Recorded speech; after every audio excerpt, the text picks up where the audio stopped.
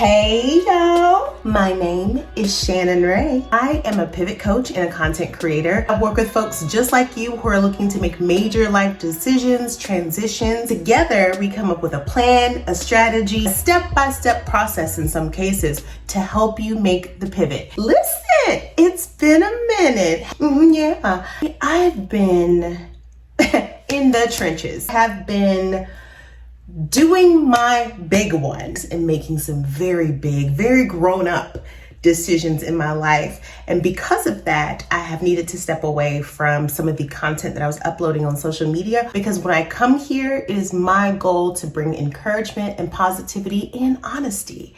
And if I'm being really honest, I wasn't the most positive. And it wasn't because I was down, it was because I was getting real with myself. Wow, almost choked. Not me down on camera.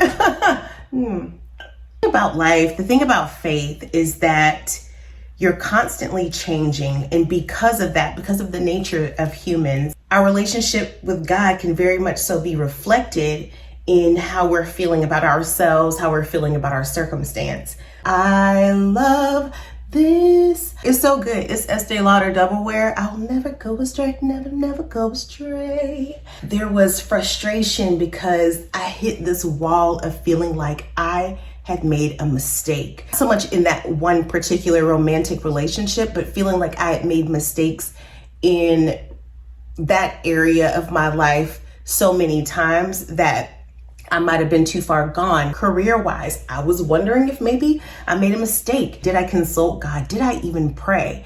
And that's so ridiculous for me to ask, because that's one thing I do.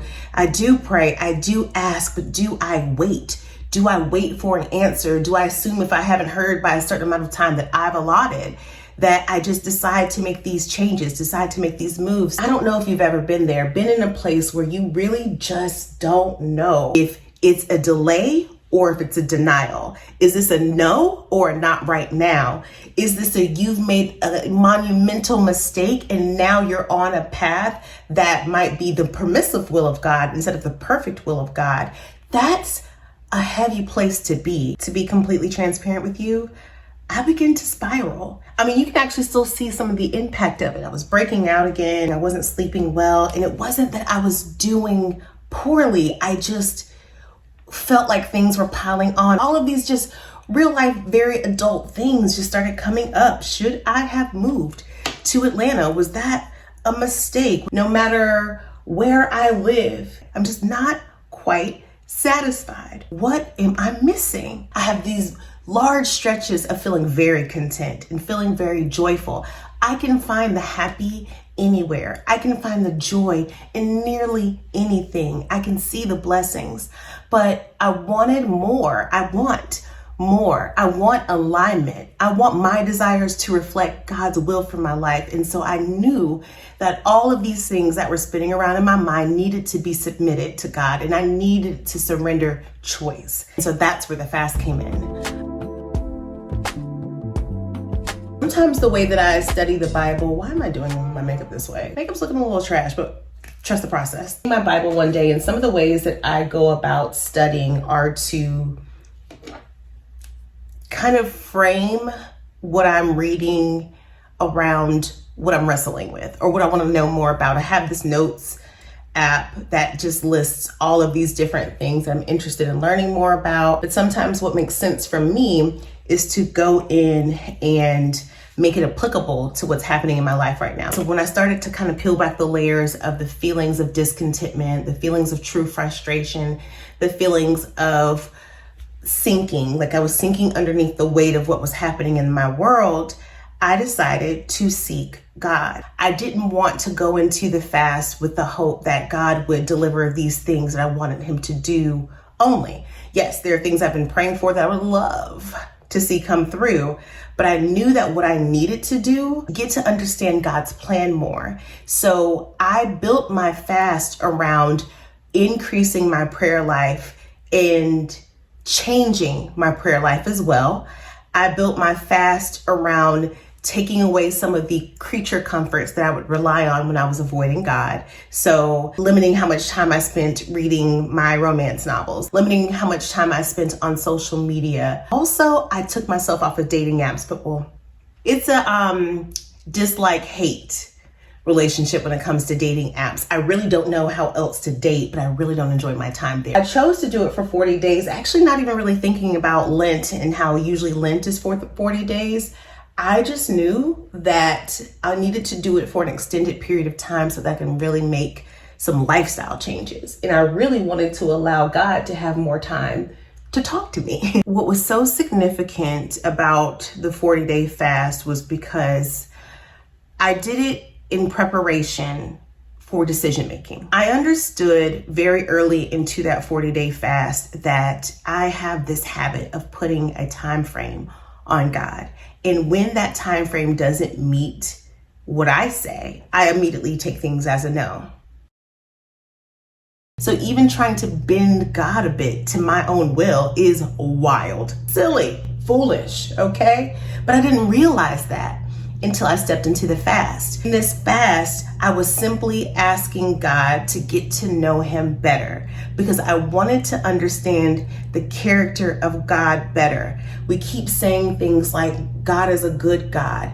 Help me understand what good means. We keep saying that God is a fair God. Help me understand what fair means. Instead of saying, Jesus, help me get this car, or Jesus, help me secure this amount of money for my new job. Jesus, help me meet a man who doesn't make me want to pull my locks out one by one.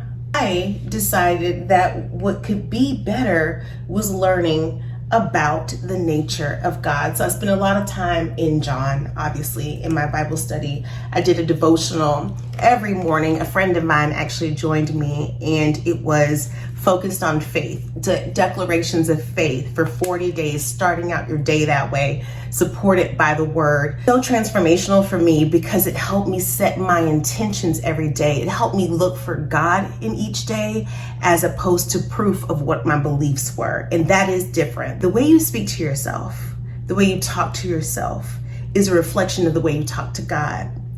And what's interesting is when you talk to God that way, you start to give him the expectations that you have for yourself, that you have for man. So every time I felt disappointed by this timeline that God did not confirm, that God did not deliver, I would start to adjust my expectations of God the way that you would an everyday average man. God is not everyday people. God is not man. You can trust God. God does not fail. You can trust God. God knows best. The way that we adjust is not to adjust our expectations. It's not to change our faith. It's to trust. And it doesn't make sense. It's to trust God when it hurts. It's to trust God when it's frustrating. It's to trust God when you believe with your whole heart that this was the right choice and he says to go another way. It's to trust God, to know better than you do about you. That's difficult. We're not in a world that says that's true. This world is very focused, very me, very I want, and I want it now. It's very much about that. But the very nature of being in relationship with God is submitting all of that. It's dying to yourself in order to align your will and your desire to God. It's really hard to believe that the choices you've made could be the reason why you haven't gotten the very thing that you wanted. But when you understand God and you submit to him, you realize that timelines simply don't matter. That he knew the choices you were going to make before you made them, before the situation was even presented to you. If you truly believe in God and he really is the Lord of your life, he still has the final say. Where there have been moments where you have gone off track, God reminded me through this fast that he is still the Alpha and Omega. He's the beginning and the end. And if you're still alive, if you're still here, it is not yet the end. Stop putting a period where God is putting a comma or an ellipses or whatever you want to say. There's still story to tell. The credits haven't even rolled yet and you're already calling it quits. God really was dealing with me about how his nature, you can't deny the favor that comes along with being a child of God. That is the very nature of how God parents us.